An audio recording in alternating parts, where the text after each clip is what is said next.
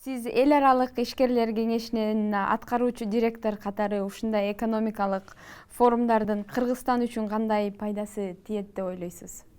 Менин оюмча ушунга окшогон форумдар жана башка өлкөлөр өткөрүп атпайбы Кыргызстан катышып. Бунун баары кандай темада каралбасын Кыргызстан үчүн түздөн түз аябай чоң пайдасын алып келет деген ойдомун. Себеп дегенде бул биринчиден Кыргызстанды таануу максатында жасалат. Экинчиден албетте ошол жерге келген ишкерлер болсун, же болбосо өнүктүрүү фонддору келишет. Ошолордун Кыргызстанды таануусу жана Кыргызстандагы болуп аткан даяр болгон долбоорлор бар экен, иш кылуу мүмкүнчүлүгү бар экен дегенди таанытат да Кыргызстан.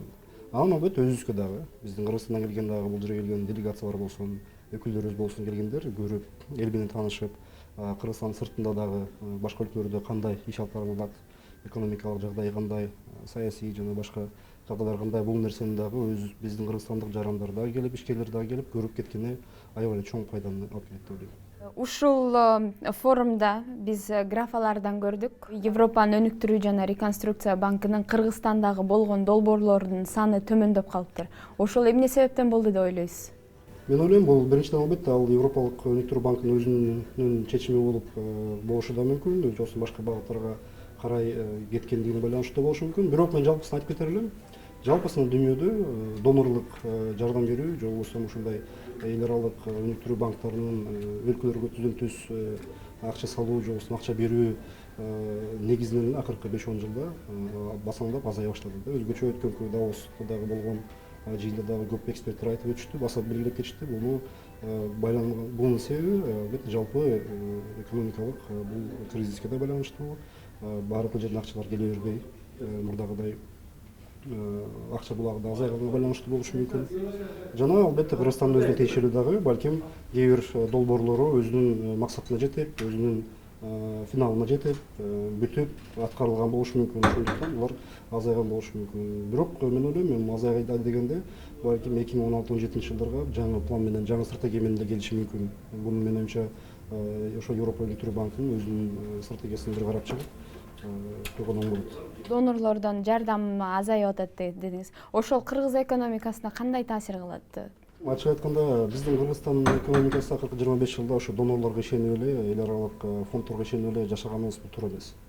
Бул баштан бери эле биз айтып келатабыз, азыр да айтып келебиз. Биз өзүбүздүн экономикабызды өзүбүз өнүктүрүп, өзүбүз ишкерлерге шарт түзүп берип, инвестицияны Кыргызстанга түздөн түз инвестиция келүүсүнө шарт түзүп берип, мени сайын бул донорлор менен иштешүү улана берет да. Бирок ошол азайып көбөйгөнү албетте азыркы кыска мөөнөттүн ичинде бизге таасирин тийгизет. Азайган сайын биз өзүбүздү жакында көрүп атабыз. Кыргызстан акыркы 1 жыл 2 жылдан бери өзгөчө өзгөрүштөрдү маалым болсо керек. Америка менен болгон келишимди дагы денонсация кылгандан кийин Америкага тиешелүү USAID жана башка проекттер каржылоорун токтотуп коюшту. Жана азыр эле өзүңүз айтып кеттиңиз, Европалык банк развития реконструкция деп коебузбу, ошол дагы азайтып атат депчи, башкалар деле азайтып аткан болушу мүмкүн. Бул кыска мөөнөттүн ичинде албетте бизге бир аз оор келет. Биздин экономикадагы болуп аткан иш аракеттерди бир аз басамдап калышы мүмкүн деген ойдомун. Бирок кайра эле айтып кетер элем, биз ошого карабастан өзүбүздүн күчүбүзгө ишенип, өзүбүздүн жеке кыргызстандык финанс булагын карап тапканга аракет кылышыбыз керек. Бажы биримдигине киргенден бери Кыргызстандын экономикасына бул кандай таасирин тийгизет? Кайра тарыхка тийип кетели. Акыркы 20-25 жылда биз бажы биримдиги жок эле. Кошуна өлкөлөрүбүз Казакстан жана ары Россия өлкөлөргө чейин биз жакшы эле карым катнашта болуп, жакшы эле экономикалык соода алыш беришибиз бар болчу. Бирок бажы биримдиге киргенибиз биздин сырткы соода тармагыбызды, сырткы соода алмашуубузду бир аз болсо дагы бир багыттап буруп койгондой болду да. Албетте бул жерде жакшы жагы бар. Бул бажы төлөмдөр алынганына байланыштуу. Кыргызстанда өндүрүлгөн продукциялар албетте эгер ошол бажы биримдигинин талаптарына жараша, шарттарына жараша, техникалык регламенттерине жараша сапатына жооп бере ала турган болсо, анда чынында ошо Россиядагы жана Казакстандын дейли ушу 100 канча миллиондук базарга чыгуу, сатылуу мүмкүнчүлүгү бар да. Бирок ошол өлчөдө биз унутпайлы, биз башка дүйнөдөгү өлкөлөр менен дагы мамилебиз, ошо экономикалык карым катнашыбыз дагы бар.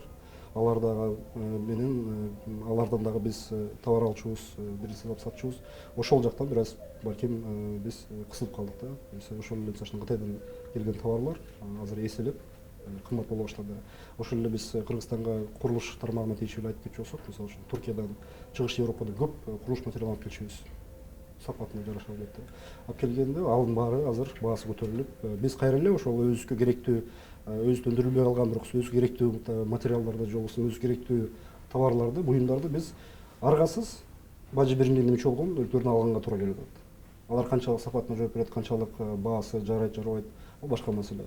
Жалпысынан ушул эки нерсе, бирок мен дагы айтып кетер элем, мисалы үчүн жеке орто жана чакан ишкерлерге, ошол соода сатык менен алек болгон, Дордой базарында иштеген же болбосо ошол кийим тигүү багытында иш алып барган биздин кээ бир ишкерлерибиз, кичи ишканалар тилекке каршы булар залакасын тартышты. Булар деген сата албай калды товарларды, өндүргөн товарлар сапатына жооп берген менен баасы туура келбей калды. Бул эмнеге байланыштуу болуп калды? Бул бир эле бажындын биримдигине киргендиги эмес, ошол эле Казак өлкөсүнүн жана Россиянын өлкөлөрүнүн улуттук валюталарынын девальвациясына байланыштуу болуп калды. Биздин кыргыздын товары кымбат болуп калды. Бул нерсенин баарын албетте алдын ала көрүү кыйын болчу, бирок ошол эле учурда биз бир нерсени эске алган жокпуз кирерде менимче. Биз 25 жылдан бери биздин экономикабыздын структурасы бул реэкспорт. Импорт жана андан ары Россия жана Казакстанга экспорттоо багытында иштеген экономикабыз болчу. Ошону биз 1 жыл, 2 жылдын ичинде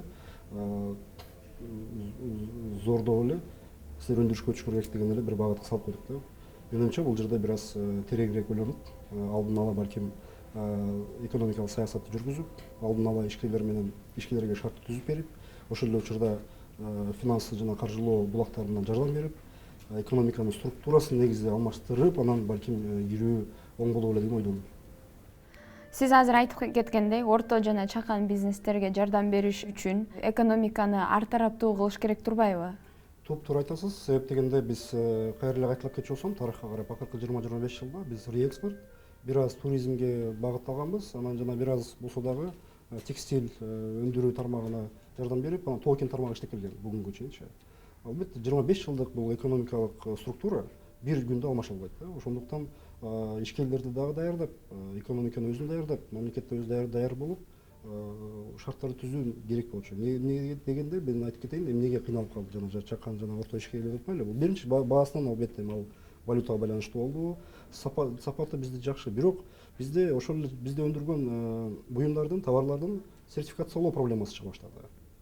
Туурабы? Себеп дегенде биздин өндүрүлгөн товар азыр ЕСтин жанагы ЕЭПтин бажы биримдигинин өлкөлөрүнө кирердин алдында алар ошол ЕЭПтин регламенттерине, фитосанитардык жана башка талаптарга жооп бериш керек болот. Жооп бериш үчүн биздин өндүрүлгөн товарларды сертификациялоо керек.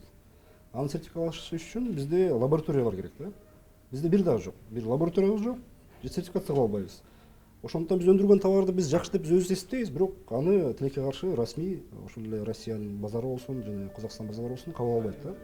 Бул жерде экинчи дагы бир фактор бар. Кандайча кыйналып калдык, эмне себептен биз өндүргөн товарды сатып албай атабыз? Бул жакынкы өлкөлөрүбүздүн, ошол эле Казакстандын жана Россиянын өз ички өлкөсүнүн экономикасын коргоодогу белгилүү бир ыкмаларды колдонуусу да болду да. Ачык айтыш керек, биз буну көрдүк. Буну өзгөчө биздин Кыргызстан менен Казакстандын ортосунда бажыда көрдүк. Бажыны алганы менен Казакстан тараптан жергиликтүү фитосанитардык кызматтар жана финансылык полициясы болсун, жана башка жергиликтүү өздөрүнө тиешелүү мыйзамдарга таянып, биздин товарларды токтотуп, өткөрбөй, текшерип, бул тилекке каршы ЕЭПтин алкагындагы кол коюлган келишимдерге көрсөтүлбөгөн ыкмалар да. Бул бир жагынан туура деп ойлойм, себеп дегенде ар ким өзүнүн өлкөсүн ойлойт. Биз да туура түшүнүшүбүз керек. Биз Кыргызстан эле бир эле Кыргызстандын товарын Россияга, Казакстанга сатабыз эмес. Алардын да товары бизге кире атпайбы? Ошондуктан ошол нерсени мен оюмча ошо 2-3-4 өлкөдө эле ошо ортодогучу биз өз ара жакшы түшүнүшө албадык да. Өз ара ошону такташа албадык. Баарыбыз эле эмне болдук? Элдин баарына жарыялагандай кантип айттык биз? Телевизордон чыгып сүйлөп аттык, бажы биримине киребиз деп. Эмне деп аттык? Биз 180 миллиондук рынок ачылат, ошол жака товар сатабыз деп аттык. Анан мигранттарыбызга жакшы болот, алар ошо лицензиясы жок, иш уруксатты албай эле, патенти жок иштей алат депчи. Бирок ошол эле учурда биз унутуп калдык да, биздин ошол эле өлкөлөрдүн товарлары бизге да келет да. Аларда деген биз унутпашыбыз керек. Ал өлкөлөрдө, кошуна өлкөлөрүбүздө, Казакстанда болсун, Россияда болсун, өндүрүш 25 жылдан бери өндүрүш бар өлкөлөр булар. 25 жылдан бери ошол биз көрүп аткан товарларды, буюмдарды өндүрүп келген чоң-чоң фабрикалар бар да. Бизнесте мындай нерсе бар. Канчалык фабрика чоң болсо, ошончолук өндүргөн товарынын өз наркы аз болот. Биздеги Кыргызстанда кичи ишкер чакан ишкана дейли 20-30 киши колунда иштеген эң көп ашып кетсе. Бир көп болсо $1 миллион акча салып иштеткен ишкана чыгарган өндүргөн товарынын өздүк баасы, мисалы үчүн 100 сом болсо, ошол эле товарды жакын кошунабыз Казакстанда өндүрүшү болсо 20 сом болушу мүмкүн. Ошончолук айырма берет да. Кыргызстандагы бизнесмендердин өндүрүлгөн товарлары сиз айткандай сертификациядан өттү жана стандарты жогору болуш үчүн Кыргызстан кантип жардам берип атат? Бүгүнкү күндө Кыргызстан албетте мыйзам чегинде, мыйзам деңгээлинде дейли, көп кагаздар кол коюлган, көп шилтемелер жасалган, жакшы. Бирок реалдуу түрдө экономикага ошол мамлекет тарабынан болсун, же болбосо бир чоң фонддор тарабынан ошол биз айткан талап болгон ушул лаборатория дейли жасалган жок. Күтүп атабыз. Анан ошол сертификациялоо процедурасы так жазылып, ошону ишке ашырганга азырынча эч ким кол кармай элек да. Бул албетте бул бир эле жагы дейли. Бирок жалпысынан албетте бул маселеге менин оюмча комплекстүү карашыбыз керек.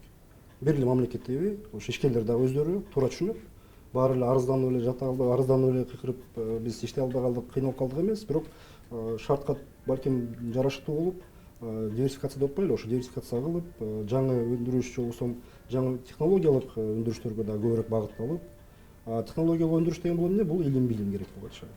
Демек, илим билимге дагы, билим тармагына да көбүрөөк маани берип, көбүрөөк басымдуулук кылып, көбүрөөк балдарды сыртка алып барып окутуп, алып келип ошолордун илимин, билимин колдонуу зарылчылыгы бар да азыр. Бирок менин оюмча бизде мындай нерсе дагы бар да, баарын мамлекетке жүктөп алганбыз да. Мамлекет кылсын, мамлекет өкмөт жасасын деп элечи. Менин оюмча бул жерде бир аз эки тараптуу болуш керек. Мамлекеттин кылчу жумушу бар, ишкерлер өздөрү кыла турган жумуштары бар да. Ошо ишкерлер өзүнүн талабын талашмайынча мамлекет кыла албайт.